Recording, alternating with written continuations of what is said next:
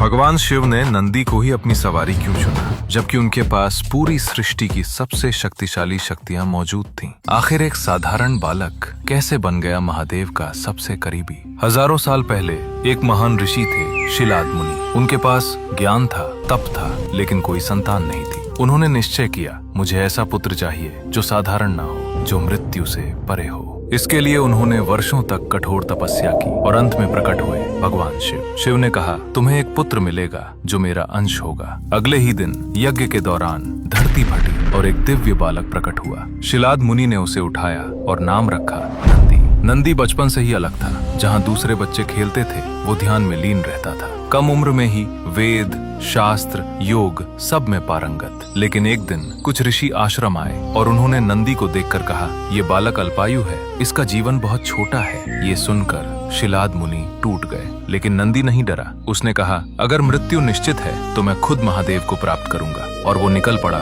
हिमालय की कठोर तपस्या के लिए। सालों तक ठंडी हवाएं, बर्फ, तूफान और सिर्फ एक मंत्र, ओम नमः शिवाय। आखिरकार शिव प्रकट हुए। उन्होंने पूछा, क्या चाहते हो? नंदी ने कहा, मुझे अमरता नहीं चाहिए, मुझे बस आपकी सेवा चाहिए। मैं हमेशा आपके पास रहना चाहता हूँ। यही भक्ति उसे सबसे अलग बनाती है। शिव प्रसन्न हुए और बोले, आज से तुम मेरे गणों के प्रमुख हो, तुम कैलाश के द्वारपाल हो और तुम मेरे सबसे प्रिय, सबसे निकट हो। फिर शिव ने अपना त्रिशूल उठाया और एक दिव्य प्रकाश में नंदी का शरीर बदल गया। वो बन गया एक विशाल, अजय, दिव्य बैल। उसी क्षण नंदी बना भगवान शिव की सवारी। लेकिन उसकी परीक्षा यहीं खत्म नहीं हुई। जब समुद्र मंथन में हलाहल विष निकला, जहाँ देवता भी डर गए, वहीं नंदी आगे बढ़ा और उस विष की बूंदों को अपनी जीभ से रोक लिया। उसे कुछ नहीं हुआ, क्योंकि नंदी सिर्फ वाहन नहीं था, वो शिव की भक्ति और शक्ति का प्रतीक था। इसीलिए शिव ने उसे चुना, शक्ति के लिए नहीं, भक्ति के लिए। और इसलिए आज भी नंदी के कान में बोली गई हर प्रार्थना सीधे शिव तक पहुंचती है।